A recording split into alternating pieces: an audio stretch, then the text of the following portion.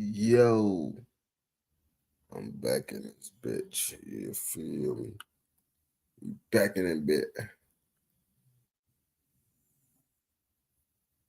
You already know.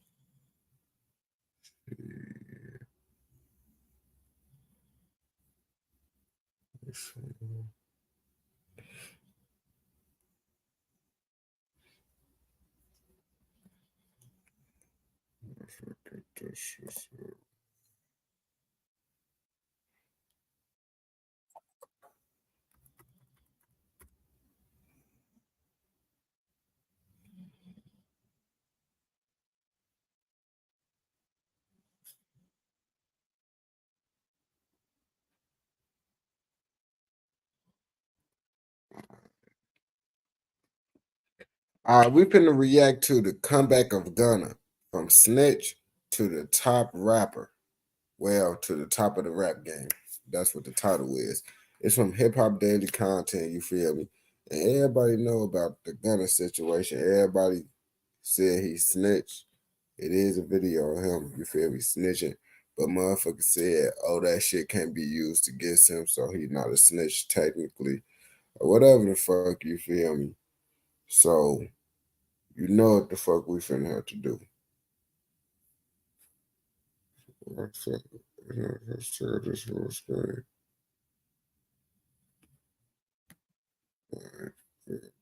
This.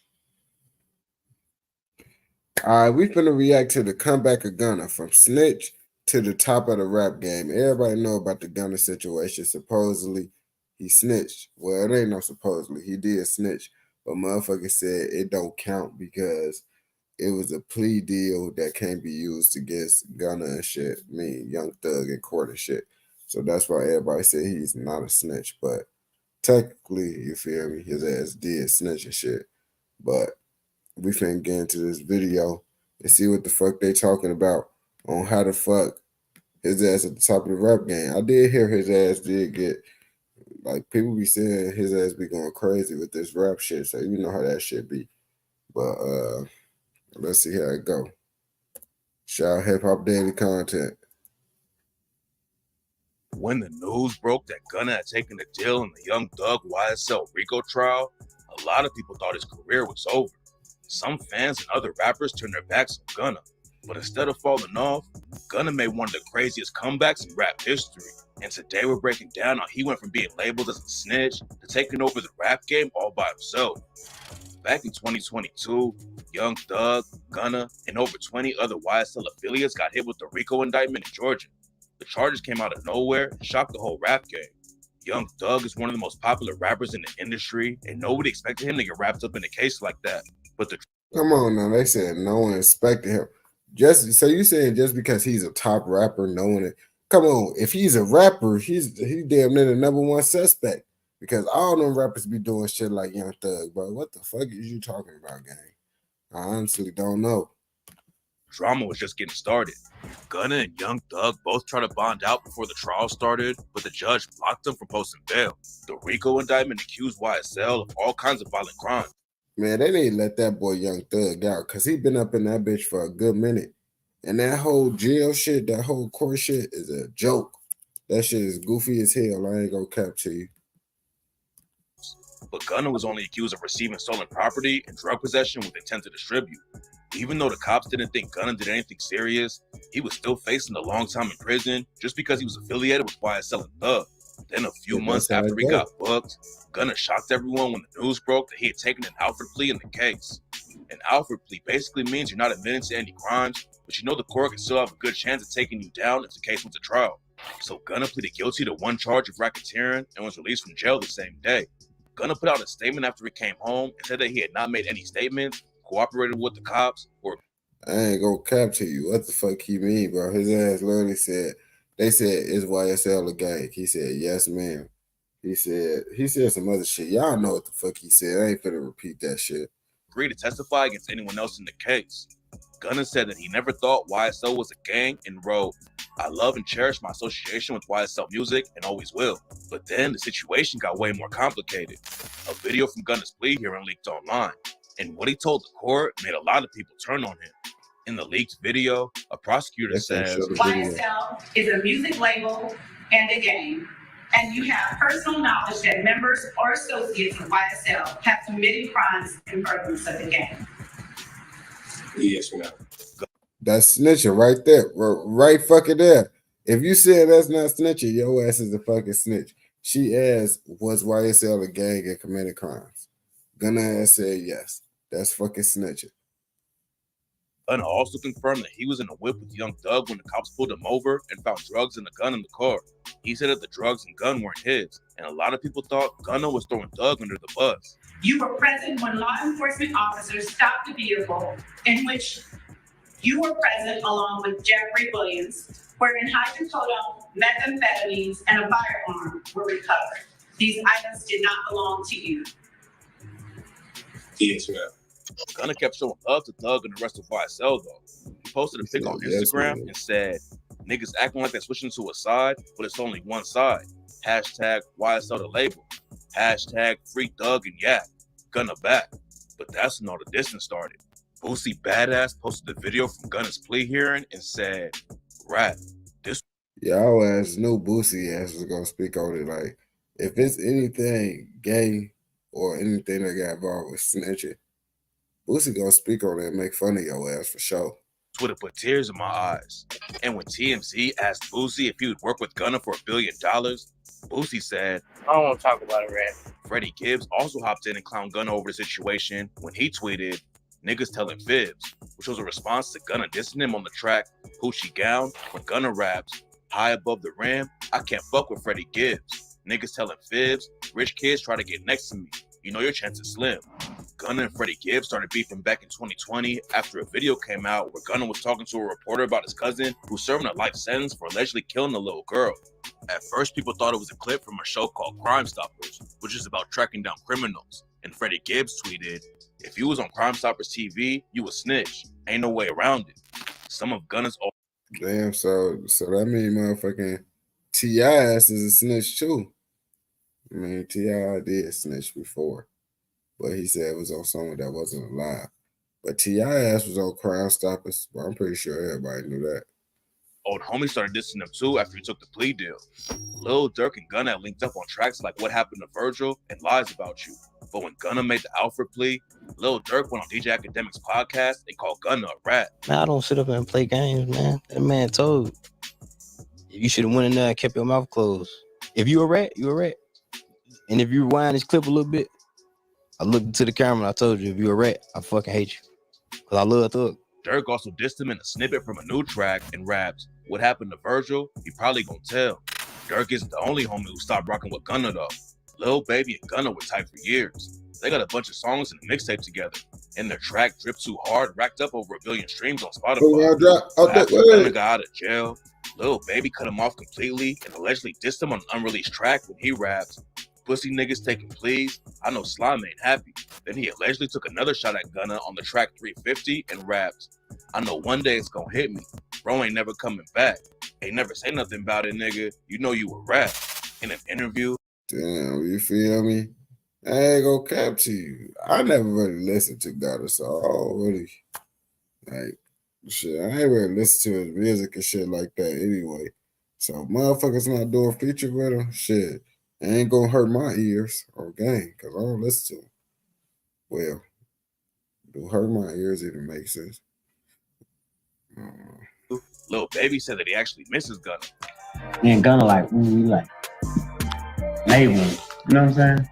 So for them to be in a situation already like out them like that, kind of listen a little bit for sure. And a lot of fans called him out for dissing his old homie and then acting differently during interviews. Young Thug's dad even said that Lil Baby needs to shut the fuck up because Lil Baby doesn't know what's going on and never even showed up to court to support Thug. He need to shut the fuck up because he don't know what's going on. Hey, Young Thug dad look like Young Thug. Merchant his ass. That's look. This how Young Thug ass gonna look when he be older. Exactly like him. Ask Lil Baby, have you ever came to a court date? It wasn't just other rappers who were dissing Gunna though. A random dude spotted Gunna at the mall and called him a rat. Gunna's security stepped up and pressed the dude about what he said. I said, look at Gunna. Nah, what you said for that? Whatever I wanted to say, bro. Nah, why you can't repeat it? I never want to repeat it. Check him out. Folks ass got scared. I ain't gonna cap.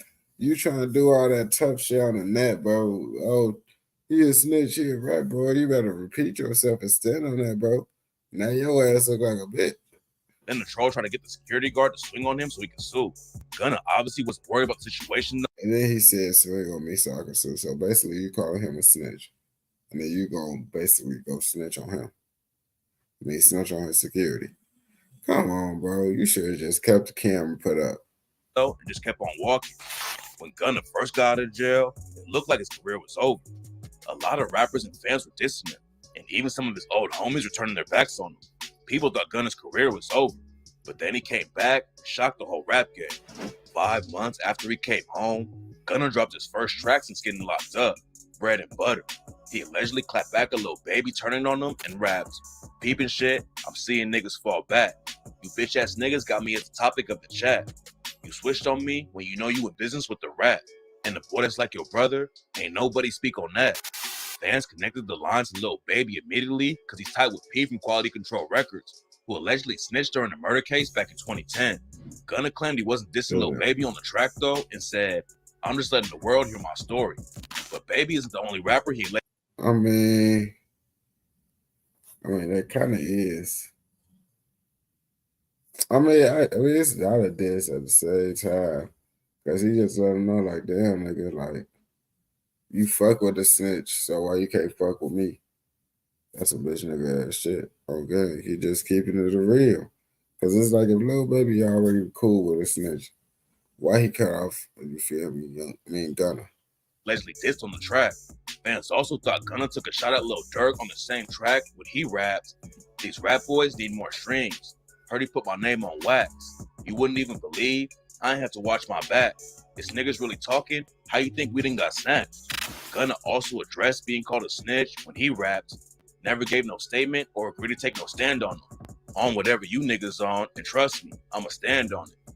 I mean, your ass did say some shit at court. Like, his ass talking like he did say yes, ma'am, when she asked if YSL was a gang that was committing crimes. That's snitching. Lawyers and the DA did some sneaky shit. I fell for it. On my P's and Q's, because this time, I'm prepared for it. People went crazy. How the fuck they do some sneaky shit, bro? What? They convinced your ass to tell and you didn't know it was going to be recorded?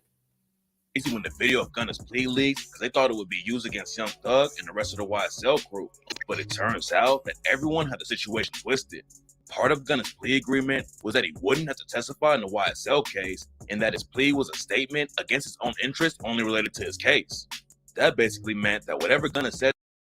I mean, he still told on game. He don't got to testify, but they got the information out of him. You feel me? They don't need him to testify. He already said enough. During the hearing, it can't be used against anyone else because he's not a witness or even involved with the RICO case anymore. Bread and Butter had Gunna's name buzzing everywhere. And the day after he dropped it, he released an entire project called A Gift and a Curse. The album popped off and sold over 85,000 copies in just the first week. And it was clear that Gunna was trying to prove something to everyone after all the drama. Critics and fans were all rocking with the album. And what made the sales even crazier is that he didn't have any features at all. Gunna carried the whole thing himself and made it clear that he wasn't going anywhere. He also talked about Young Thug on the track, "I Was Just Thinking," and raps, "Only I done cried cause it's feeling for my bro. And you know my mind, you done watch that nigga grow. Know you hearing the lies that your little brother might fold. Yeah, I had copped out, but don't let him say I told." When Gunna took the plea deal, a big reason people were shocked at the news was since Gunna and Thug have been like brothers for years. Back in the day, Gunna started his career in the rap game all by himself, but wasn't making any big waves in the industry. He had been rapping since he was 15 years old and dropped his first mixtape in 2013. But linking up with Young Thug changed everything. In 2015, Gunna's homie Keith Troop introduced him to Young Thug. Keith Troop had connections all over Atlanta and was cool with Thug too. Keith knew that they could do big things together. But unfortunately, Keith was killed before he could see Gunna and Thug's careers take off. After Keith Troop was shot and killed, it made Gunna and Young Thug get closer. And Thug started putting Gunna on tracks with stars like Travis Scott and Gucci Mane. Gunna ended up signing to YSL Records in 2016, and that's when he really popped off. Gunna started dropping projects with YSL and became one of the hottest rappers in Atlanta. Gunna and Young Thug had platinum tracks together, but Gunna wasn't just riding Thug's wave. He had his own lane and was making hits with Drake, Travis Scott, and other huge artists. After he took the plea deal, Gunna was still showing love to Thug the whole way through, but rumors were flying that Thug wasn't rocking with him anymore. A week after Gunna's album came out, Thug released an album from jail, and on the track Jonesboro, fans thought Thug was dissing Gunna with the line, "Y'all niggas just a bunch of dykes fucking niggas. Nigga told him he was my homie. I can't miss him. Ain't nobody feel him." The track was probably recorded way before the Rico case even happened though, so it wouldn't make sense that Thug was talking about. That's what I was gonna say. Like, if it sounded like some bogus ass quality shit, then yeah, but if it sounded like it was done in a professional studio, then nah, that shit wasn't about Gunna. Cause how could he do that shit? But I don't know how this song even sound to even know. Gunna. But then an alleged jail call leaked from Thug that shocked everyone. The call was allegedly Young Thug talking to Lil Baby about responding to Gunna's diss on Bread and Butter. Young Thug said he wanted Baby to respond on Thug's album, Business is Business, which he wanted to drop the same day as Gunna. Fans went crazy over the call. But then Young Thug's sister hopped in and said it was a fake call made with AI. Thug hasn't said anything about the Gunna situation, but he did end up dropping his album. This AI shit must be stopped on game. AI gonna be starting beefs and shit. Motherfuckers gonna think they really said it. No, it's some AI shit. That shit need to be stopped. 1 week after Gunna came out with The Gift and the Curse, a lot of people thought Thug was trying to take the shine away from Gunna and keep him out of the spotlight. But even if that was the plan, it didn't work out for Thug. Gunna put his album out with no help from features, while Young Thug had all kinds of stars on his project.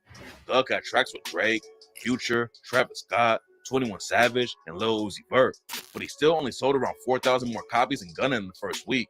Gunna also scored a massive hit off the track Fuck You Mean. It popped off immediately and racked up over 500 million streams just on Spotify. Back in the day, most of Gunna's biggest tracks were with other stars in the game. But in 2023, Gunna proved he didn't need anyone else to help him take over the industry. Nobody expected Gunna to come back like that, and Hip Hop DX even gave him an award for Comeback of the Year in 2023. A lot of people were expecting his career to crash, and Gunna clowned him on Instagram after his album popped off and hit the charts. Then Gunna kept the momentum going and linked up with Offset for the track Proud of Them. It was another massive hit, and Gunna talked about the snitching situation again. And it's crazy, bro. I haven't listened to none of these songs by him before. Like, I really don't listen to Gunna at all. Motherfuckers be thinking I'll just be lying or some hater shit, but I just don't be listening to Gunna. When he raps, pop a Percocet, help you feel better. I set the trend, I'm a trendsetter. I'm not a rat, still getting cheddar. Fans were still talking about whether Young Thug had beef with him or not. But when Gunna hit the stage at the Barclays Center for his first concert since getting locked up, he shouted Thug out and had massive screens around him that said, "Free Jeffrey." When Gunna took the deal, a lot of people immediately thought Thug was going to stop rocking with him. But then some news broke that changed everything. Back in 2015, Young Thug and Lil Wayne were beefing heavy. They were both tight with Birdman and had linked up in the studio together. But then Thug announced in 2014 that he was going to call his album The Carter 6. Around the same time, Wayne and Birdman were having a ton of label drama, while Thug and Birdman linked up and made a group called Rich Gang. Then the cover art for The Carter 6 came out, where Thug was posted naked on the front, and Wayne called him out at the show and said, "I want y'all to do me a favor and stop listening to songs of niggas that post naked on their motherfucking album." Young Thug said there wasn't any issues, and he wasn't trying to beef with Wayne. But then Thug announced he was doing a show in the Holly Grove Projects where Wayne grew up and said, "Yeah, YSL, Carter 6 coming out Friday, first show. New Orleans, Holly Grove. Fuck, nigga. Meet me there, better yet. Beat me there, you did. With them dicks, too, nigga. Yeah." Then in April 2015, Wayne's tour bus got shot up while he was in Atlanta. Luckily, no one got hit, but the police booked a dude named Jimmy Winfrey for the shooting, who was allegedly Thug's road manager at the time. Rumors were flying for years that Thug or Birdman were involved with the shooting, and the tour bus shooting is also part of the RICO indictment. And that's why everyone was shocked when Lil Wayne announced a new track with Thug in April 2024. Thug's issues with Wayne allegedly almost turned deadly. So if he's ready to squash something like that, he might still be rocking with Gunna too. Nope. I mean, I ain't gonna cap to you. His ass probably squashing that shit too. Cause it's like, nigga, you finna go to jail over this shit, gang. You wanna be cool with him? So it won't be no beefing you then. It might, you feel me? Because you never know. I don't think Lil Wayne would, but if he did testify, he could put him in jail. You feel me? But Lil Wayne probably don't even know who did it. But at the same time, he did probably know. I don't know. Nobody on the outside really knows what's going on between them right now. But if Thug was really treating Gunna like an op, it wouldn't make sense for Gunna to keep showing him love like he's been. A lot of people thought Gunna was hurting Thug's case when I mean, niggas motherfucking be doing shit talking about that's my big bro, this, that, and the third. And they big bro don't even fuck with them. When I say big bro, that's not their real big bro. But you know what I mean, bro. Motherfuckers be saying shit. That would be cool with the motherfuckers for real. They just be saying shit. took the plea deal. But at the end of the day, it doesn't look like what Gunna said can even be used in a trial. Thug's dad even said that Gunna didn't do anything that hurt them. Gunna hasn't done anything whatsoever that can hurt us on this case. Period. And he obviously knows way more about the case than any fan posting on social media about it. It's not clear how Thug really feels about the situation, but Gunna isn't letting all the drama slow him down at all. He's been dropping music, taking over the industry by himself. And he's even been hitting the gym so much that people started saying he got cloned while he was locked up. When Gunna took the plea deal, a lot of people were waiting for him to fall off. But instead he came back better than ever, and it's been proven he doesn't need anyone's help to stay in the spotlight. And if Thug beats his case and links back up with his old homie in the studio again, there's... Nah, that shit crazy, though. Shout out Hip Hop Daily Content for the video, man. What y'all think on this whole Young Thug situation? Do y'all think they're gonna be cool with each other once Young Thug get out of jail? If he do get out of jail, and do y'all think Gunna is considered a snitch? Because lots of motherfuckers say he ain't a snitch. Some motherfuckers say he is. But at the end of the day, Young Thug dad said Gunna is not a snitch. So guess what? We're gonna have to listen to Young Thug dad on this situation. I'm kind of hungry. I'm finna get me some cereal real fast. Y'all might be gone by the time I get back. You know, it ain't gonna take too long.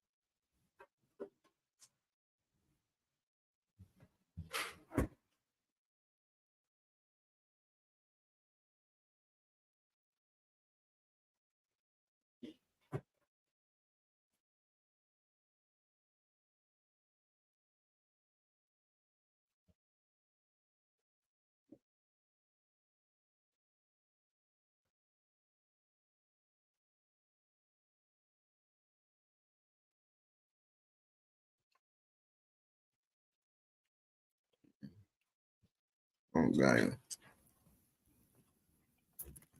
We'll be back up in a bit. Oh, we're finna go to this next video.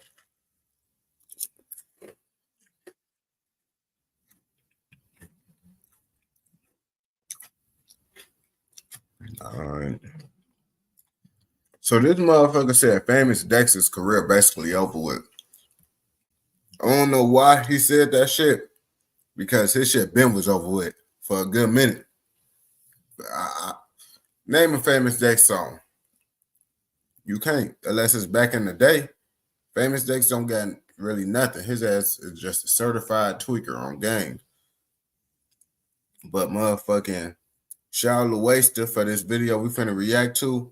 We finna get into When it. Famous Dex first started blowing up in 2017, he never knew the timeline of events that would unfortunately happen only a few years later. One moment, he was at the top of the game, but soon everything went wrong, and his relevance in hip-hop drastically declined. So today, we're gonna provide a full explanation of why things took a turn for the worse. And it all started with an incident that was captured on a security camera. It's your boy Luesta, and if you guys like weekly video documentaries like this one, don't forget to subscribe. It's the year 2015, and a new rapper named Famous Dex is suddenly hitting everyone's radar. Standout hits like Hoes Mad, and Drip from My Walk I get the drip from my walk. I get the drip from my walk. had a teenager who was previously involved. That's what I'm saying. Famous Dex, when he was coming up, he was busting. You probably would have thought he was gonna be the next big thing. He could have been the next big thing. He was different, for sure. But now his ass just be tweaking off them drugs. In the well-known but chaotic streets of Chirac to finally seeing a light at She just said Chirac. Motherfuckers in Chicago don't say Chirac no more. Don't say that. the end of the tunnel. Drip from my walk song. I did that song. I heard it on the radio in Chicago. Broke out tears. I said, God, here we come. Here we come.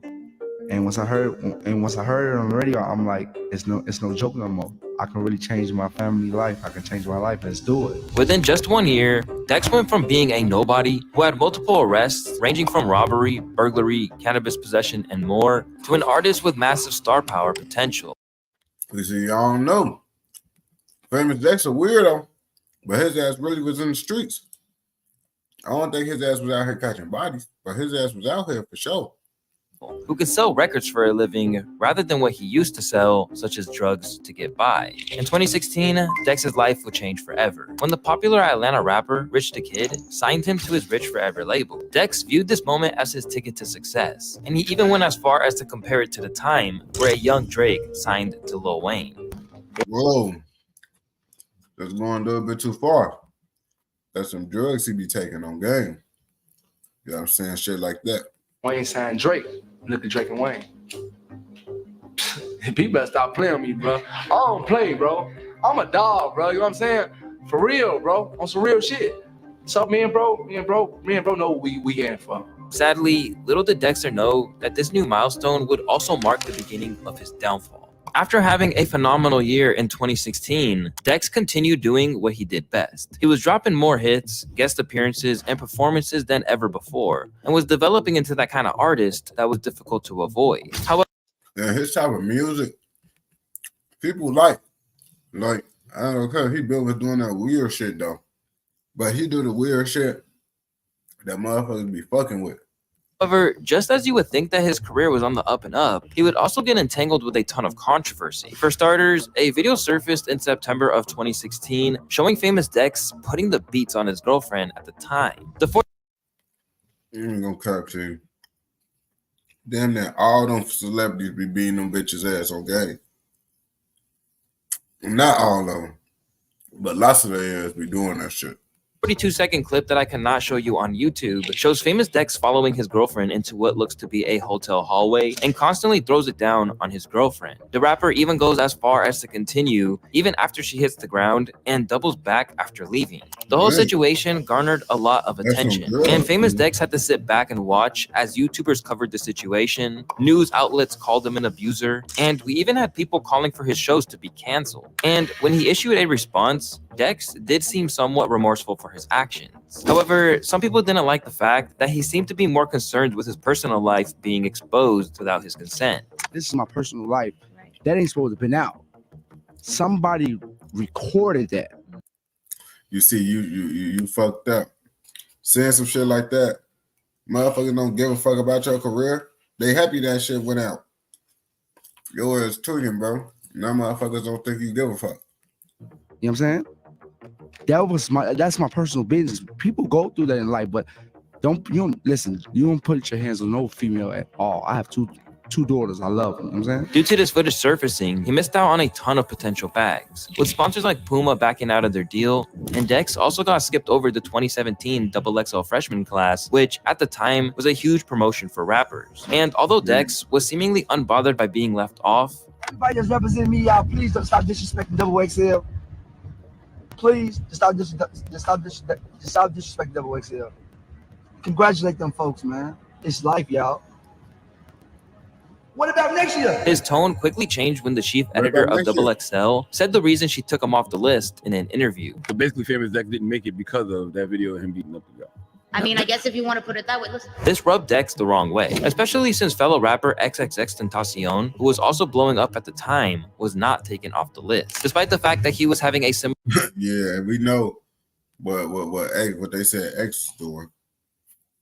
But I made a video on that shit, and they said, "Oh, the bitch was lying on the woo, this, that, and the third." But you know, they asked defend X to the end of time though. Similar issue pertaining to a female, with the only difference being that it wasn't caught on camera. Yep. She probably was lying there. Famous Dex. You can't compare you beating a bitch ass on camera to a motherfucker who allegedly beat a bitch ass. Because that's alleged. These hoes be lying. So that's why I didn't make XXL, because that video of my girl. That's the reason why you could come over. Yeah, nigga. What else you thought it was, nigga? That XXL be having people that's worse than Famous Dex ass. Famous Dex was busting. That's the reason. But that lady, that fucking lady right there, ma'am, you too disrespectful. How is that disrespectful, bro? She's a woman. How would it be like she's a woman and you beating up a woman? Why would she add you to XXL, gang? That shit, come on now. Bitch, she just hired my son. Fuck you talking about, you fat bitch. You could listen. Just because she had your son don't mean you ain't whooping her ass. What the fuck? That make it worse. Congratulations in that interview, bitch. After the incident ran its course on social media, it seemed like Famous Dex was genuinely affected by it. And due to all the negative press, he released a video where he seemed like he had changed for the better and was ready to experience more growth in his career. You know, not just me put my hands on the female, me losing my mom, me being new to his music stuff. It was a lot of pressure on me, you know? So I just kind of blanked out. And I just want to be forgetting about it, you know what I'm saying? But there was still one thing that kept holding him back from changing into the man he wanted to be, which was addiction. Anyone who has watched Dex's music videos where he has multiple bottles of scissor, or heard his lyrics where he constantly reminds you how high he is, knows that Famous Dex had a serious drug problem, and was also known for being extremely intoxicated while streaming live on platforms like Instagram. In one popular incident, Dex literally fell asleep while he was live, which was seemingly the effects of the insane amounts of narcotics he was ingesting. I ain't gonna cap to you. I fell asleep on live before, bro. Shit happened. Okay. Especially if you smoking a fat ass wood. Yeah, sometimes shit happen, gang. You will fall asleep. That's how it go, bro. But y'all know Famous Dex was off that shit. Users writing, "Please get him help," and "Your favorite rapper needs to stay off them opioids." It seemed like the hip-hop community was trying to bring light to this unfortunate situation. However, to others, it seemed like the perfect moment to clown him, with fellow rappers such as Trippie Redd releasing his own version of falling asleep on live. But to Dex, this was a very real problem. I never even listened to Trippie Redd. Like, not one song by him. I never liked Trippie Redd music. I don't really like Famous Dex music either. I don't like that type of music. That shit, not my style. Seen a lot of studio sessions where engineers. But I listen to Famous Dex off the Trippie Redd. But not the new Famous Dex. Dex so high. Nods off. He'll be sleeping 5-6 hours. So the engineer, he just sitting there like nothing to do. Dex's issues with substance abuse. His ass would fall asleep in the studio for 5-6 hours. Oh yeah, nah, his ass tweaking. That's that shit. He be off that scissor, like he said. showed all over his catalog as well, and may have contributed to what many deem as one of the worst bars by any artist in hip-hop history, where he said he would ape a woman. Posing my pants like a skater, dance on my feet like a skater. I see your bitch and I take her. I get your bitch and I And whoa, oh yeah, I remember that. Yeah. That's them drugs told him like, yeah, that's a good idea to shake. That's a hard ass bar. That's that shit. You feel me? Got his ass saying dumb shit. Of course, this gave way to more negative publicity for the rapper. Yet, when confronted with questions relating to his health, he'd always managed to shoot people off, saying things like, "Only you know you." For once, I'm a human being, and I work my ass off, but don't let the world trick you and be fooled. I always know, because only you know you. Not my manager, not anybody. You know you. You know what I'm saying? But at this point, nobody was buying his antics anymore, especially after what he did to a fan while high at one of his shows. In October of 2018, articles began surfacing saying that Dex allegedly pulled a gun on students after the concert he was playing at the university was canceled because of his stage diving. In a video posted to social media, a man appearing to be Dex can be seen waving a gun at a group of students who had surrounded his car following the canceled show. You see, he tweaking. Like, bro, if you know you doing a show at a school for students, bro, why is you up in the pipe, bro? Like, that shit, he just don't give a fuck about his career. His ass is tweaking. They ain't gonna want that type of shit performing, those type of activities, those antics and shit.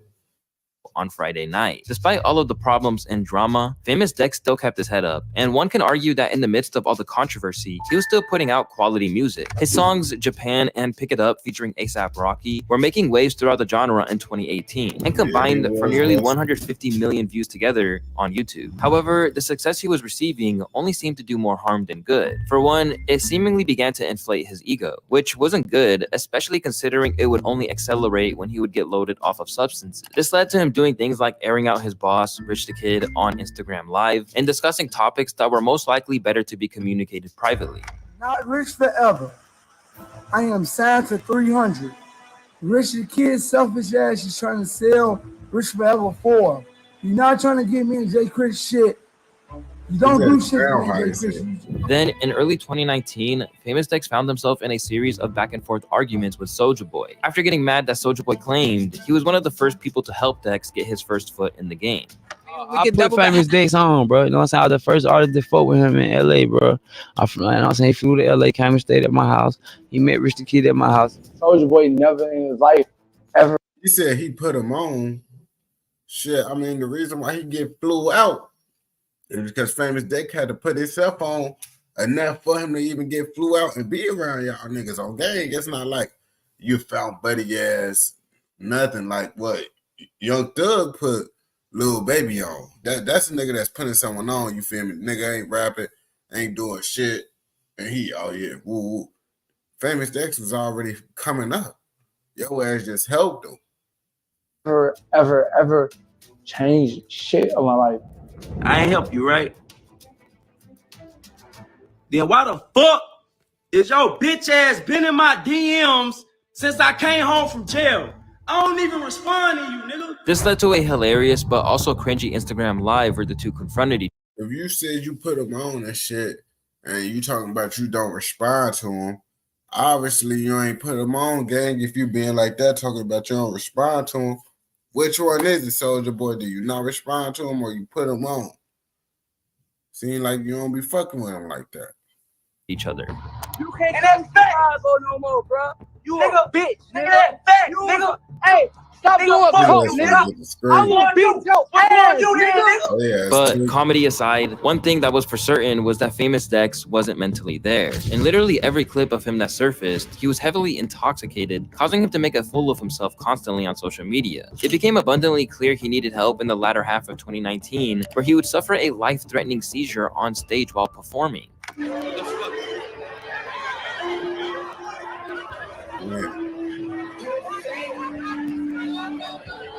This incident got a lot of people concerned about him, and you would think that somebody in his camp would urge him to take a break and get better. Instead, he returned nearly a year later to drop his album titled Diana, which only led him to fall deeper into a downward spiral, as the project would become a massive flop and only sell 4,000 copies in its first week. This was kind of sad since the album was also named after his late mother, who passed away from breast cancer a few years back. Damn, that shit is even more fucked up. Like, you made that shit in tribute to your mama, and that was your most asses album. Damn, that shit crazy as hell. But instead of taking it to the chin and getting back into the lab, Dex couldn't get out of his own way. After the record came out, he got himself arrested 3 times between October and November of 2020 for domestic violence and unlawful firearm possession. A SWAT team even had to get involved in one of the domestic violence incidents where the victim had cuts all over her body. I thought he said he was done doing that shit. You see? His ass didn't give a fuck. His ass was just mad that everybody found out. Okay. Dex don't give a fuck. Here, Famous Dex would continue to appear more inebriated more and more often. And when confronted again by one of his fans concerning his drug use, Dex would respond in an even more unhinged manner. I would never stop the drugs. You're fucking stupid. I just fucked a bitch with a big booty. With Dex appearing incoherent and going off the rails every time he was out in public, it would get increasingly sad. But when this image of Dex, looking like straight up death, went viral, it finally prompted widespread concern from everyone in hip-hop, including fellow rapper Annalise Choppa, who is urging his label to do something about it. Y'all see Famous Dex obviously on drugs too heavy. Can y'all at least try surrounding that man around somebody with his best interest? Help dude out. Or somebody already in his ear, uplift dude. He needing it. Which at first, Dex appreciated. But it eventually got to the point where he was sick of everyone worrying about him and decided to go off on everyone, especially DJ Academics, who was the first to blow the whistle on Famous Dex's fragile state. Don't nobody say, oh, congratulations when I went certified gold for my album. Don't nobody be saying none of that, all that congratulations about being a proud father, all that. But y'all so worried about me. Whatever y'all worried about, get the fuck off my dick.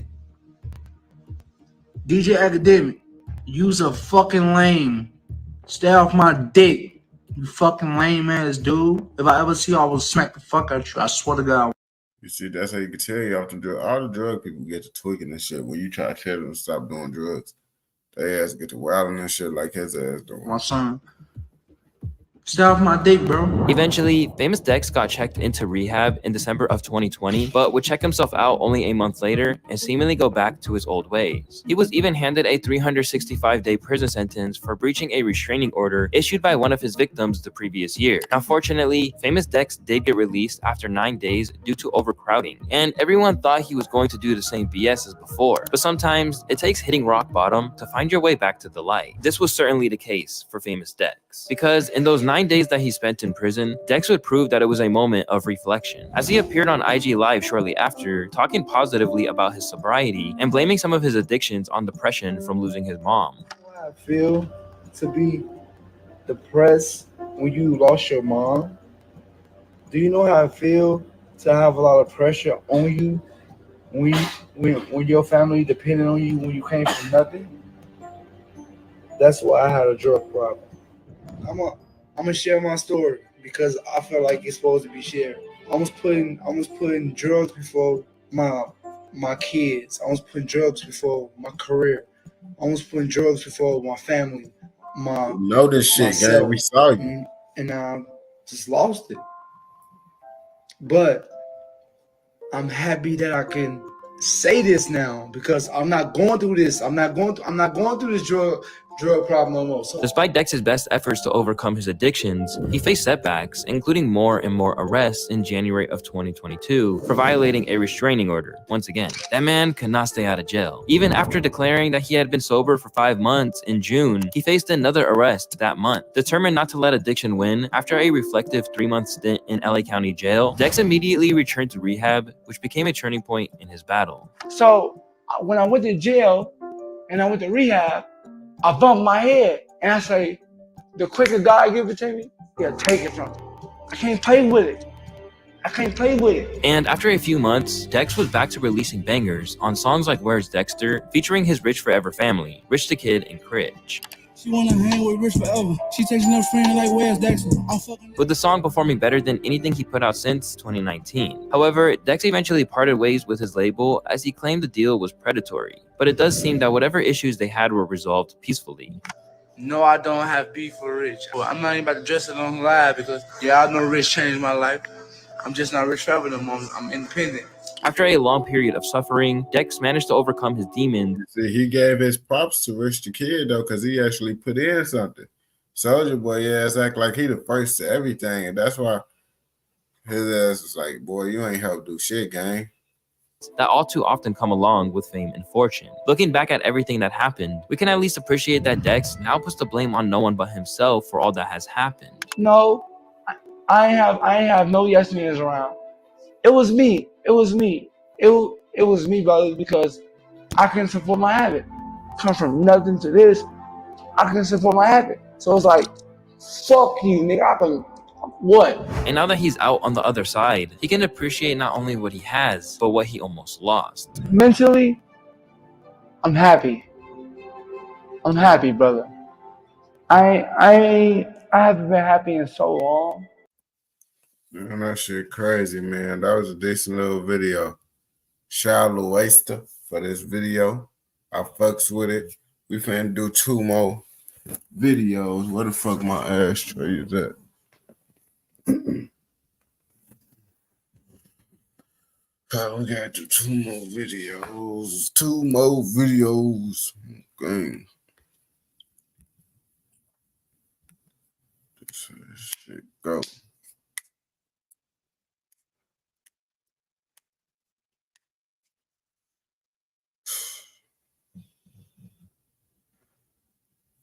Why so Illuminati abandoned his audience? I ain't gonna cap to you. I'm clicking on this shit because I haven't heard from motherfucking about So Illuminati in a long time. And he was taking over the internet with all that woke shit. Everybody was trying to be woke. Everybody was trying to do this.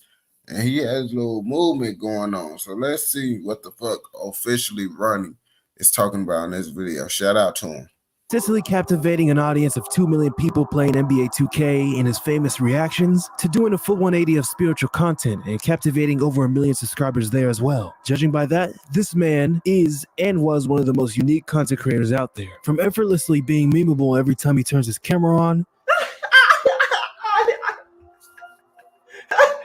There's no way out of this. and entertaining 2 different fan That's bases on fair. YouTube at the same time. But he unfortunately stopped as he quit being consistent on YouTube and his other socials. This obviously led to comments wondering where he's been, like these comments on both his So Illuminati and Spiritual So channel. But this is familiar territory for So, as the 2020s has been all about inconsistency and year-long breaks. What is going on? Is YouTube not enjoyable anymore? Or is it the things that we don't see on the internet that made him leave? We'll get to that question in a moment. But to answer that question, we need to go back a bit for a second for more context.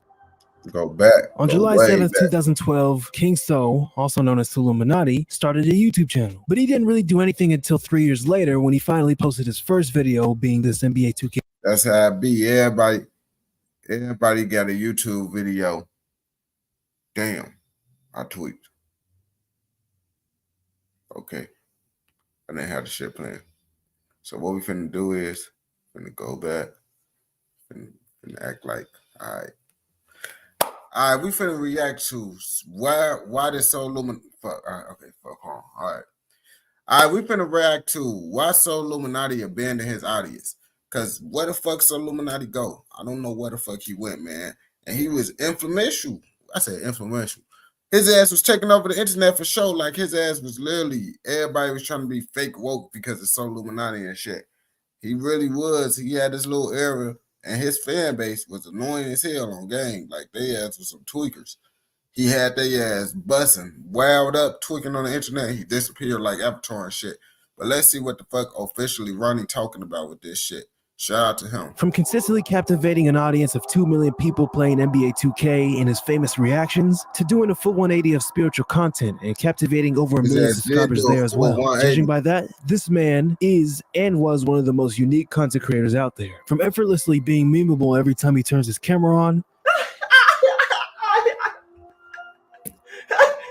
There's no way out of this. And entertaining two different fan bases on YouTube at the same time. But he unfortunately stopped as he quit being consistent on YouTube and his other socials. This obviously led to comments wondering where he's been, like these comments on both his Soul Illuminati and Spiritual Soul channel. But this is familiar territory for So, as the 2020s has been all about inconsistency and year-long breaks. What is going on? Is YouTube not enjoyable anymore? Or is it the things that we don't see on the internet that made him? I ain't gonna cut this social media shit, bro. It do be draining for sure. Like, you know, I've been doing full-time content creation since 2020. And I just want to take a break and disappear from the fucking world. But then I gotta pay bills with this shit. I ain't like no super content creator making thousands of fucking dollars every fucking day.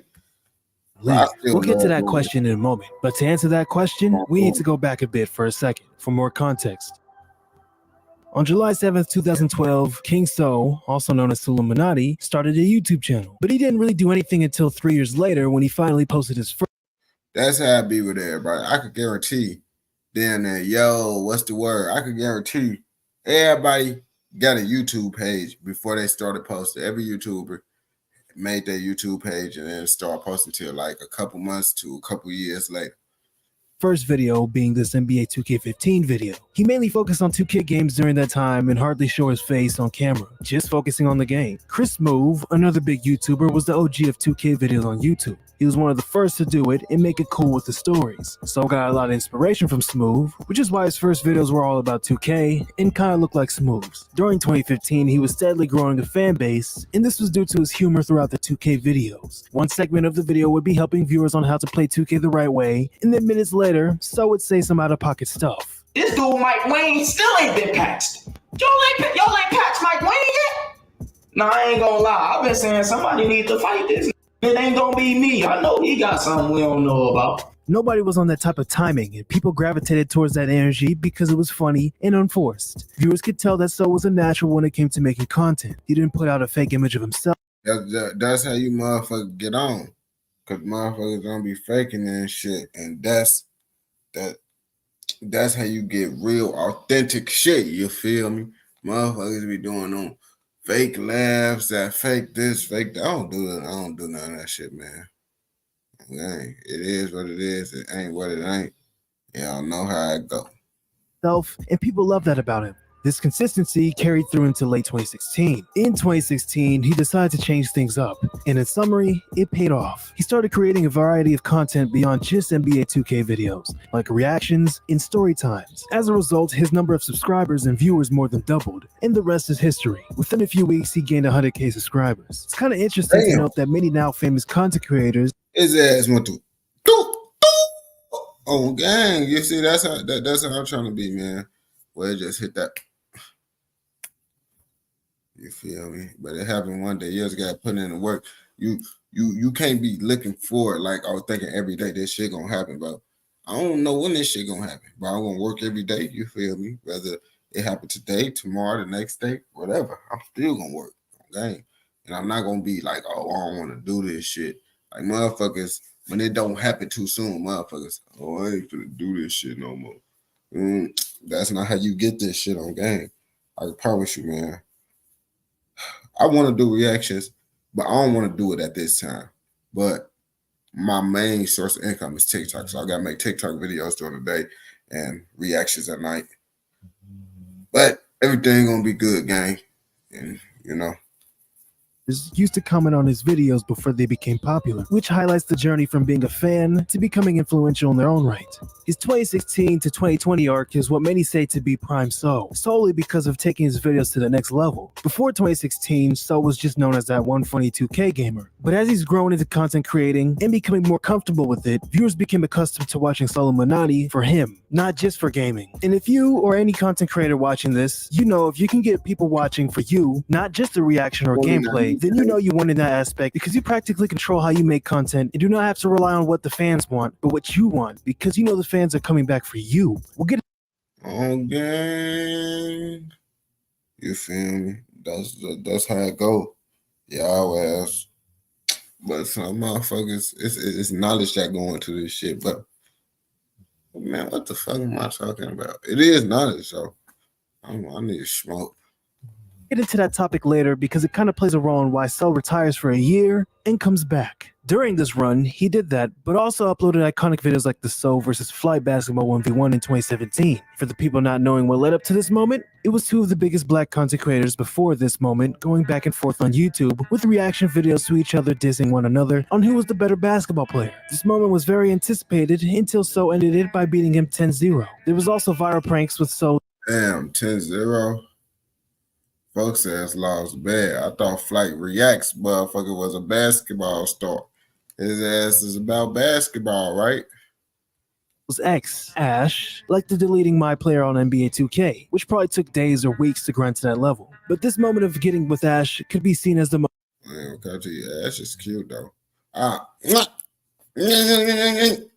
moment everything changed for not only So's channel, but his life in general. You know, with relationships online, you don't usually see what happens behind closed doors. What I mean by that is that content creators in relationships do their best to show you the best parts of their life. If you don't know by now, the internet is cap. In So's videos, you can see the internet. I mean, you should know this, bro. Like, you should never supposed to compare what you see on the internet, because the internet is showing the best parts of damn their life. Or for the most part, some motherfuckers like to show bad shit and act like it's so sad and hard so they can get more views. But for the most part, niggas, internet is to see the best part, show the best part of your life. So if you comparing your horrible life to motherfuckers' best part of their life, which is on the internet, you're gonna feel bad and discouraged. I don't compare myself to shit. Like, fuck it, what it ain't, what it ain't. how uncomfortable their situation together really was. They would obviously break up after a year of dating, and it wasn't pretty, as they both made videos talking about their situation. I'm nervous, y'all. I hope I don't break this girl heart. I got a whole nother life she don't know about. A whole nother life. Like, you shouldn't get mad if I'm talking to other females because you not my girl. And I ain't trying to be disrespectful, but like, if I'm talking or with other females, you shouldn't be mad because like, we have no title. You're not my girl. But you're saying that you like me and you with me and all that, but then you want to be with other. See, that doesn't even make sense. Yeah, that's exactly what the fuck he said. It's like, shorty, I like you, but it's like, I want to live my life on game. Like, I like you, but I want to live my life. And you don't fuck with my life on game. Like, I could like somebody and still live through me. You the only girl I like, but I gotta live. I'm not out here going crazy. So if I was doing the same thing, you wouldn't give a fuck? You go, shorty, out the window. Oh, why? Why you may ask? Because I fucking said so. Now, like, bro, I ain't gonna capture you. It's a difference. It's a difference, gang. Like, I don't care what the bops be doing on gang. You can do whatever the fuck. But you think you finna have a title? If you get any title that holds weight, you cannot do any of the shit that I do. Cause it's like the shit that I'm gonna be providing is gonna be like more than what you're gonna be providing for me. Like, I don't be getting shit from nobody. Everything I do is all me. So if I'm offering all this shit, you will not be getting your doonies beat down by someone else. On gang, this is not how life go in that bit. I ain't no fucking goof troop. What are they talking about? Oh, you cut off, for sure, for sure. Okay, but then I have to deal with it? Absolutely. Okay. You just fuck. You swear to God. You swear to God, yeah. Say you swear to God. Say you swear to God. Oh shit. Yeah. Just might run and fall in love. You never know. Yeah, she got the tattoo. Shit, a girl get me tattooed, I might fall in love. I mean, some girls was gonna do that shit before. Man, don't do that shit. Don't do that. I'm the last person you want to put on your arm. And I'm a good enough person to tell you that on game.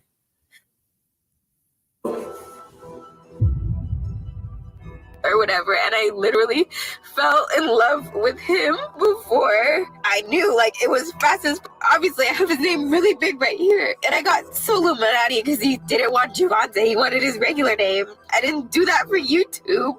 I didn't know that, like, YouTube was a thing. I didn't make any money off of this. Like, that's just me as a person, you know? I have put up with so much bull.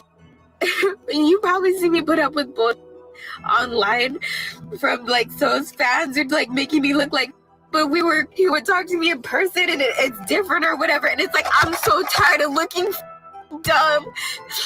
I will give my all to people and they don't do the same. Like so has done so much for me. Like, guys, I'm on a payment plan for bankruptcy.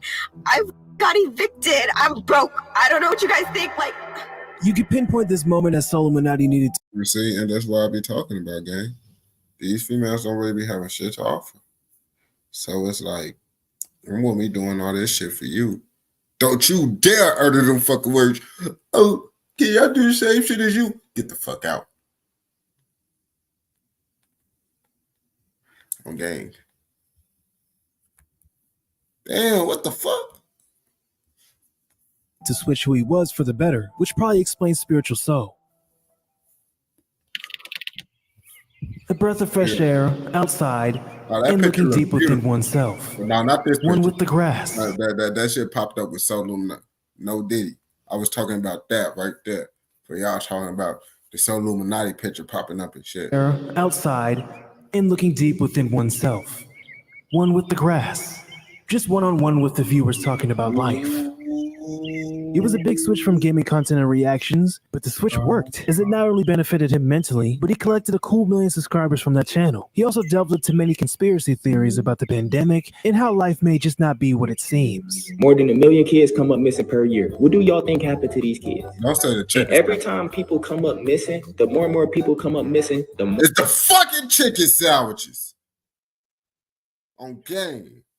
I wish I wanted to be one of those type of creators that just say dumbass shit like that, but it's like, how do these motherfuckers even, why do they think this shit? Like, what makes you come and you be like, yup, the kids is missing, and they getting it, and it's the chicken sandwiches. On gang, like how the chicken sandwiches and the missing kids go hand in hand, gang. Like I would think it's more like some trafficking shit going on with the kids going missing. Not no, oh yeah, we finna, put them in chicken sandwiches. Honestly, I think it might be a little bit more expensive to put, children in chicken sandwiches, whereas just using normal animal meat, chickens and shit. But that's just me. That's just what I think. You feel me? More they release more chicken sandwiches and shit. I'm noticing that. What's the first thing I did today when I woke up? I came and got into nature. Nature's so in the building. I'm actually coloring now. Look at this shit. Into it because I knew it was fake. I knew it.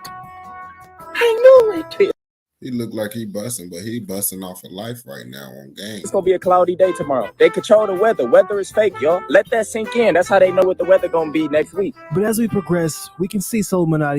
Talking about that's how they know what the weather gonna be next week. I ain't gonna care, but they control the weather, bro. Certain shit wouldn't happen. Certain natural disasters and shit, bro. And then also, they ass predict. It's a prediction game. They ass don't know what the weather gonna be for sure. Because they'll predict some shit and total opposite shit happen. And you be like, man, what the fuck?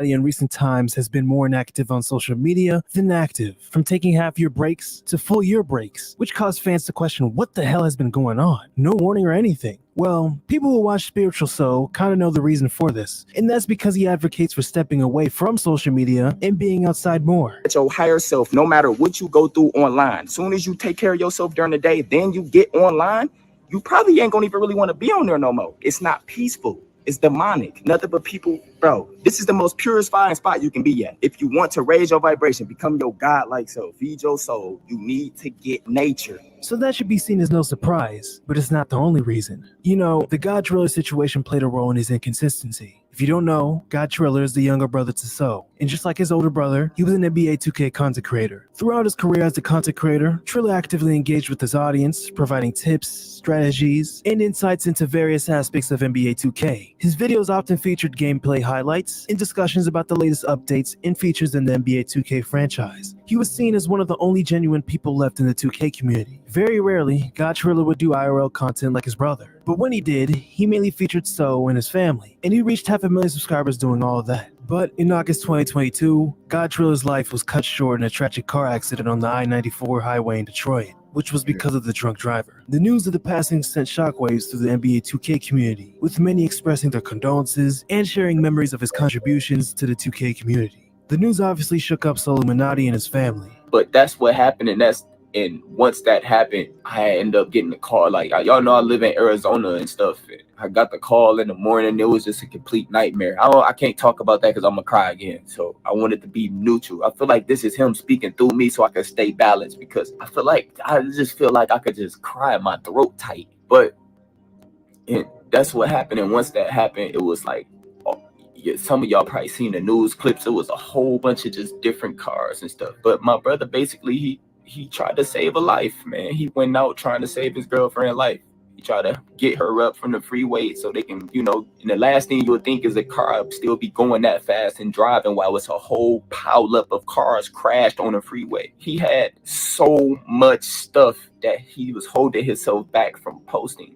And just like every other YouTuber, you probably got some stuff that you want to put out, music and all type of stuff, and you holding your own self back. He was his own enemy in his mind. But one thing that I do know, he was looking forward to NBA 2K23. He loved 2K so much. That was his coping.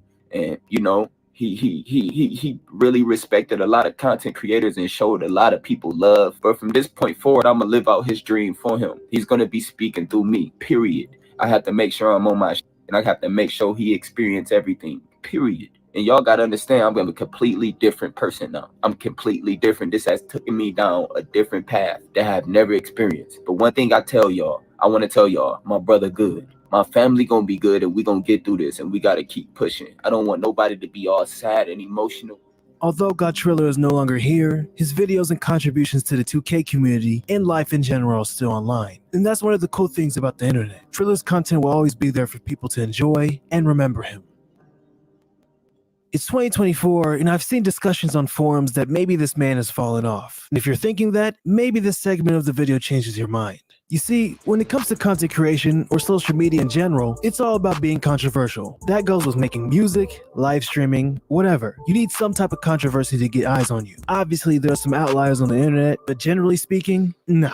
You see, So doesn't need all of that because he's already established his fan base years ago. But when he does decide to make quote-unquote controversial videos, best believe it can and will pick up numbers. And also, look at YouTube right now. I'm pretty sure you've seen these viral low-quality room videos with people talking about life and how they should worry about themselves and yada yada yada. But this is what So's been doing before it became popular to do so. Obviously, he's not the originator of the low-quality recordings, no edits and spit facts type of stuff, but the point still stands. Solomonati is in a good situation right now. He doesn't have to rely on posting a shocking video to get people's attention, but like I said, when he wants to, he can. Last year, Solomonati came back to YouTube. Shit, I ain't gonna cap to you. He's a controversial person. Shit, just everything he damn near do is controversial. He says controversial ass shit. After a year off, and immediately made himself the topic of discussion in the YouTube world. He made DDG a meme like the doo-doo garbage thing. Doo-doo garbage. Your time has come. DDG, your new name is Doodoo Garbage. Make sure for this point forward, y'all put 2 doodoo emojis and a garbage sign next to DDG name. Your new name is Doodoo Garbage. And how that started is crazy. So if you don't know the beef between DDG and So, let's do a quick summary. The beef between Solomonati and DDG started around 2018, which started as petty shots, which quickly escalated as both creators began making videos exposing each other's flaws and insecurities, which naturally drew in their fan bases. The aftermath of the beef left a lasting impact, particularly on DDG's reputation. So's loyal fan base backed him and took over DDG's comment sections and other social media platforms. While the feud seemed to simmer down over time, it reignited when DDG dropped his hit song, Moonwalking in Calabasas, featuring Blueface in 2020. The song contained hidden references to DDG allegedly smashing So's ex. DDG smartly incorporated Solomonati's catchphrase and used wordplay to deliver the disses, which again reignited the beef. Anyway, Shit, ass low key going on game. Females that do all that crap. Go fuck with someone you on tour with. That's why. Me? No bitch ain't gonna be attached to my name. Negative. Oh, ain't nobody finna. Oh, I just nailed your bitch. What bitch game?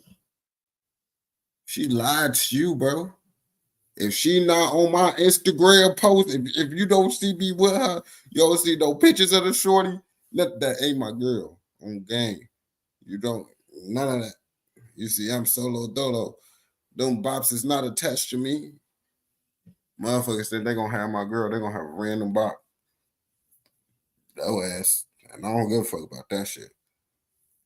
The beef died down again, but as we fast forward a bit, DDG would for some reason in 2023 bring up his name, saying that he destroyed his career because we haven't heard from him, meanwhile not actually knowing the reason behind Soul's inactivity. I can't play the audio. It continued on DDG streams as well. As I have been poking at you for this very reason, is because I feel like the internet / YouTube community needed a little more negativity. You know what I'm saying? It needed this. So they love, like, the internet love negativity.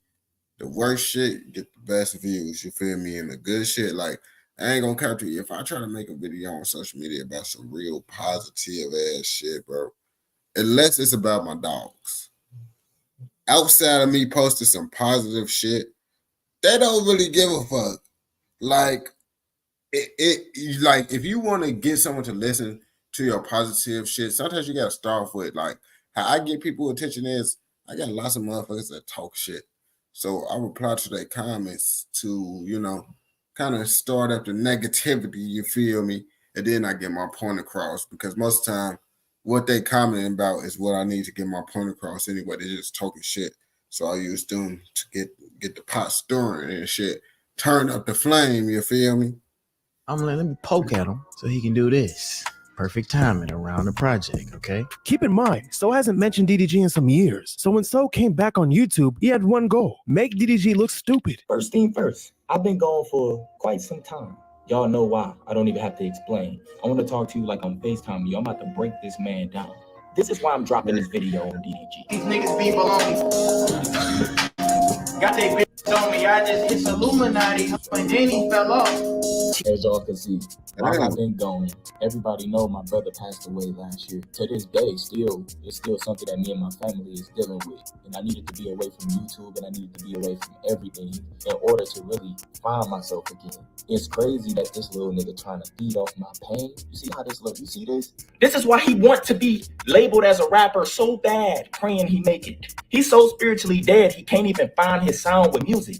Who do DDG sound like? Everybody. That's tough. This is enough. That's all I gotta say. You can't name 5 DDG songs. It's not possible. You can't. What is 5 of DDG's greatest hits? You can't name it. I told you make music for niggas who wear open-toe sandals with no socks. Remember I told you that? And first of all, I don't open-toe sandals with no socks. I don't think them type of motherfuckers listen to DDG. I think DDG low-key just got a YouTube fan base with his rapping. Know your brother, bro. No disrespect, but I could probably Google thousands and thousands and thousands of people that died today. What is that supposed to? That don't have nothing to do with me. Am I supposed to like, oh bro, bro, that has nothing to do with me. Spotify came out this morning and said they changed DDG name to Doodoo Garbage, and it's effective immediately. So if you search up DDG name right he said it's effective immediately. Okay. now with Doodoo Garbage, he will pop up. But I'm asking y'all, can y'all please stop? I give up. Every time I go on Spotify and type in doodoo emojis, not my name pop up. Or if I go on there and I type in doodoo, my name pop up on Spotify. And then I go on my page. I'm asking y'all, can y'all please stop, bro? Like, it's just like little YouTube beef. It ain't even nothing real for real. It's internet beef or something. And then after those moments, So posted videos of him playing in some sort of basketball rec league, and then dipped once again. Now, for what reason? It could be because of some of the things I stated before. Who knows? But what we do know is that So is in a good position right now. And that's the thing. Solomonati has to know about this. I mean, his old clip still makes rounds on the internet, and he's been gone. But with what's been going on in the past, it seems unlikely for So to be as consistent again in the near future. But if he does decide to return, he knows he has the luxury to take a break and come back and rinse and repeat. He's done it countless times already. Just like how I rinse and repeat with the Solomonati videos. All right, man. Shout out to Officially Ronnie. That was a good video. I fucks with it. I fucks with what he got going on and shit. We damn near. We gonna give you. Oh, I'm subscribed to the little nigga. So I already subscribed to you again. We finna do one more video or two more videos. I don't know, man. Whichever one my body allow me to do. I'm ready. Once I hit that fourth video, it's whatever my body allow me to do after that.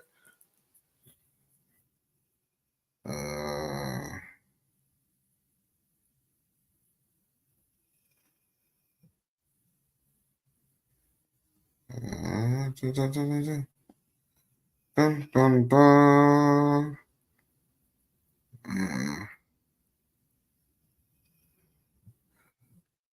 All right, man. We finna react to the orchestrated hit of NLMB Mad Max. Shot outside of apartment. If y'all don't know who NLMB Mad Max is, that's Herb and them peoples. G Herbo, No Limit, you feel me? From over east, Chicago. So I don't really know too much on the whole Mad Max situation. I just know he passed away and shit. So that's why we're watching this video to figure out what the fuck happened in this whole situation. Shout out Dose of Mystery, and we finna get into it. What you recording? Alright. Turn like that. Pasto. What that is. Ubo. That's rich. Back up. 421, we're on Kicks and Spotify.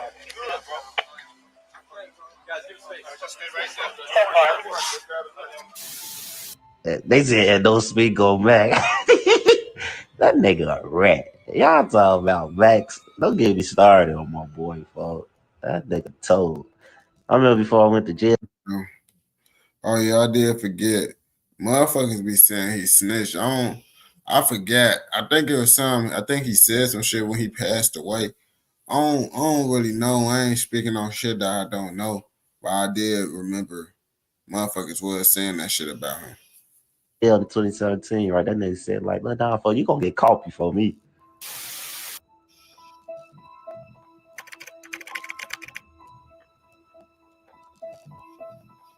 One afternoon in August 2018, Christopher Jackson, also known as C Money, Killer Chris, or Mad Max, prepared to move into his mother's apartment in the South Shore neighborhood of Chicago at around 3. Damn, he got killed over in the South Shore area.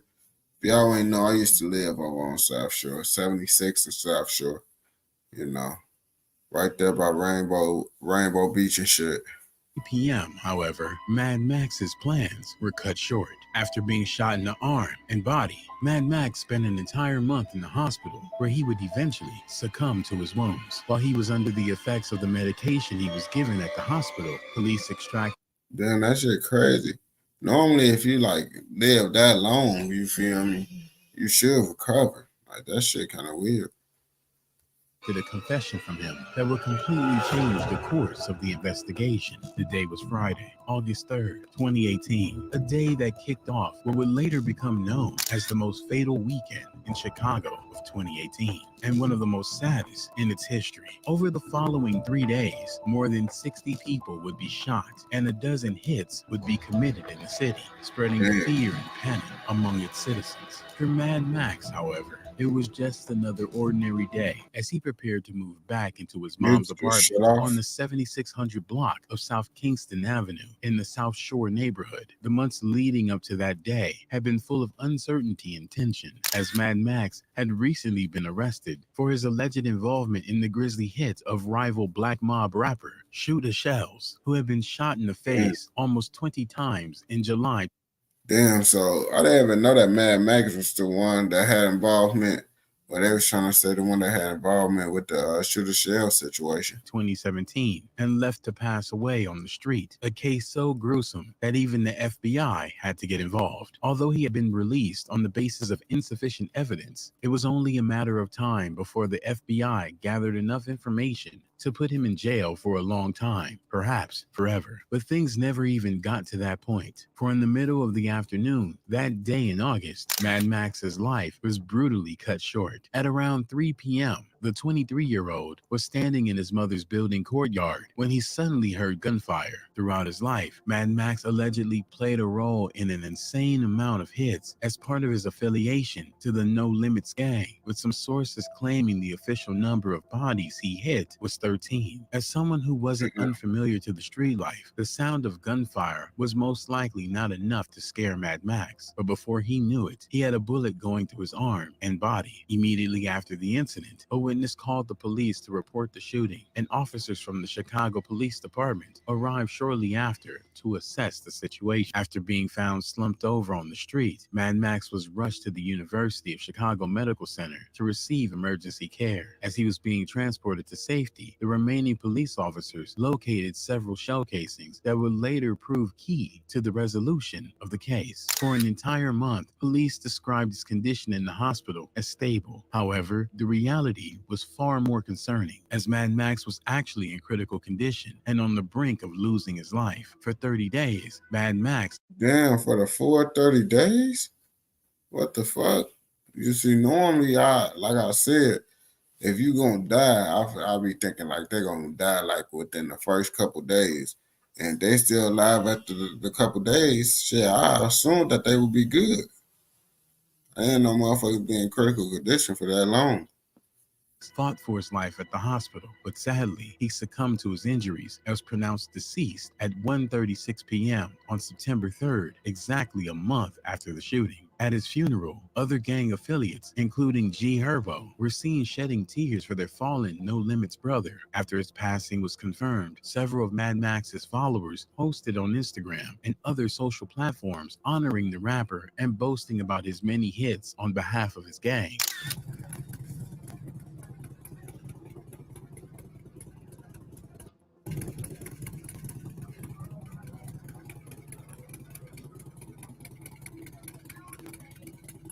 Following the farewell service, a few NLMB members even paid for a plane to fly a banner over the terror town in Chicago, reading "See Money, NLMB for Life." Mad Max had become involved with No Limits from a very young age and was taught the way of the streets by his uncles. After losing his dad in 2007, they were the ones who would take care of educating him on how to get away with anything, a skill he would make good use of as he grew older. After both of his uncles were murdered, Max lost any kind of guidance in his life except for his mother, who couldn't keep him away from the street life by herself and could only watch in pain as her son began to rack up several hits in the streets. Throughout the few months following his passing, the praise and honor would continue to rain down on Mad Max's name, as other rappers like G Herbo would later release songs shouting him out and immortalizing his memory. However, members of rival gangs were obviously not as kind to the memory of the fallen Mad Max, with opponents like Prince Cutthroat releasing tracks like Cappin' while Mad Max was still in the hospital. In the music video for that track, Prince and his fellow gang members counted down from 150 for each deceased opponent NLMB had lost. Shortly after his passing, police released a report in which they mentioned that as he lay on his deathbed, Mad Max managed to give a videotaped confession on— You see, yeah, that's the shit. I remember it was something about him saying something, yo, about that, Well, before he passed away. August 10th, as he identified his assailants as Terrell Webb, better known to the world as Hell Rell or Big Lakeside, a senior member of the rival Lakeside gang. In a moment of recklessness, as soon as the report was released, Hell Rell himself uploaded the video to social media and labeled Mad Max as a snitch. As it would later be publicly revealed, Hell Rell had already been interrogated for the hits after a bystander mentioned to the police that he had seen a man with a black hoodie run away from the scene of the crime with a handgun on the day of the shooting.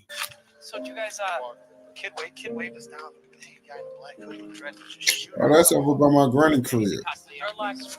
Where's the, did you pick it up or not? Yeah.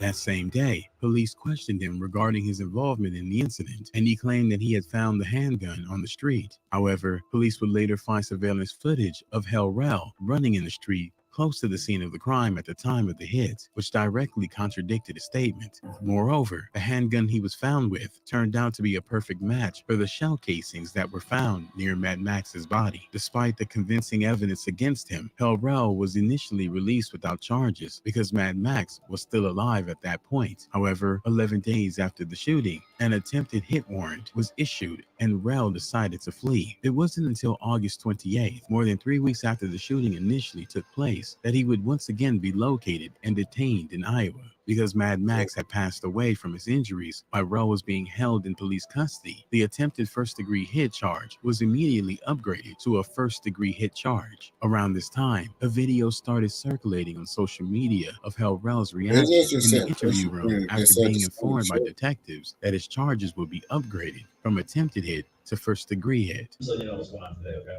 Okay. All right. So like a debate or anything. Yes, sir. Yes, sir. A GSR kit was done, a gunshot residue kit was done on you. Yes, sir. Ballistics test. As he was being held in jail, Terrell Webb repeatedly expressed his frustration at the fact that he had been snitched on and continued to allege his innocence during his detainment. In an unexpected turn of events, Hell Rell was later released from prison due to lack of evidence, and his supporters and fellow gang members didn't miss the opportunity to praise him on social media and continue to label Mad Max as a rat and a snitch following his release. As for Mad Max's supporters, they repeatedly claimed that the cops had taken advantage of him while he was high on medication and in a vulnerable situation to extract a confession from him, something he would never have consented to if he had been sober and in his five senses. As a final No, they do be doing shit like that, and they're not supposed to. They're not supposed to motherfucking take statements and shit when you off for substances and shit. They can't use that shit in court because it's like you off some shit, bro. They can't take a high man statement serious. attack, Hell Rell posted a picture on his Instagram of a t-shirt with an image of Mad Max holding several stacks of money and the word 150K printed on the front. In the caption, he taunted his deceased opponent by mentioning that was the last time he would touch any money. As it would later become clear, the t-shirt had been made for the sole purpose of being featured on Hell Rell's video for his song, Self-Explanatory, which he released in February of 2022. In the song, he dissed his deceased opponent by saying, "Won't see the day my boys get shot, and I let him snitch. You got bodies, you done popped, and you gonna tell. You must be kidding." In a later interview with YouTuber Chris Barnes, Hell Rell complained that he would be discriminated against on his court date because he was black and he would be sentenced by a white judge and a mostly white jury, considering the mountain of damning evidence that prosecutors had amassed against him, including the surveillance footage, the handgun and shell casings, and testimony from the two different eyewitnesses, as well as from Rell himself. Many viewers had trouble buying Hell Rell's story. Still, when his court date did come, he ended up getting a lot luckier than most people in the situation, as he was only sentenced to 10 years in prison for involuntary manslaughter. That shit not that bad. Like, he literally killed someone and he got 10 years. That shit's still a lot of time, but for killing someone, that's a pretty good amount of time right there. manslaughter in the case of Mad Max, as opposed to the life in prison sentence he would have been facing if the judge had decided to rule in first-degree hit. With good behavior, he will be out of prison and on parole by 2026. Ultimately, the Mad Max incident once again showed that those who live a life of the streets are condemned to be hit by the streets. Sadly, there aren't a lot of opportunity for these rappers and gangsters to escape the street life and find less violent outlets for their rivalries in the streets. Hopefully, the brutal hit of Mad Max and the viciousness that's happening in Chicago every single day will be enough to open the eyes of law. Boy, this shit been happening out here for a good minute. They don't get no fucks, bro. They gonna keep on doing that shit, bro. And honestly, once niggas die, once niggas start dying and shit, that's when the shit gonna forever last. Motherfucking niggas feel like they gotta get their get back. Like, hell no, you kill my homie, now we gotta kill your homie.